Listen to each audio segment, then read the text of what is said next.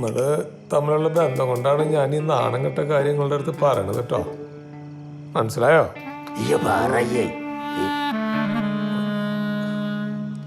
ഞാനന്ന് ഇവിടുന്ന് 2 3 പോയില്ലേ. ഓണ വഴിക്കുണ്ട് നമ്മുടെ സുബ്രൻ നിക്കണു.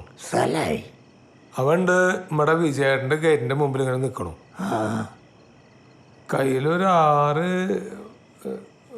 5 പെഗ് ഉണ്ടാവും. മാജിക് മൂവ്മെന്റ് ആയിരുന്നു. അതിന്നൊരു 2.5 പെഗ് ഞാട്ടുണ്ടാവും. 3 തന്നെ. എന്റെ കഷ്ടകാലത്തിന് ഞാൻ വാങ്ങി കുടിച്ചു. നോക്ക്, ഇത്ര പോകുന്നൊരു കടലമുട്ടായി ടച്ചിങ് ആയിട്ട് വന്നു. എന്തിനാ തോനെ? മധുരല്ലേ? വെറുതെ കിട്ടിയ തീട്ടന്മാര് വാങ്ങി തിന്നരുത് മനസ്സിലായില്ലേ? ഇതൊന്നും അല്ലാങ്ങോ. എന്തല്ലാന്നും ഒക്കെ കൂടി അവിടെ കൈ വിട്ടിട്ട് തകിട് പൊടി. എങ്ങനെ ഞാൻ വീട്ടിലെത്തി നിൽക്കാൻ അറിയില്ല.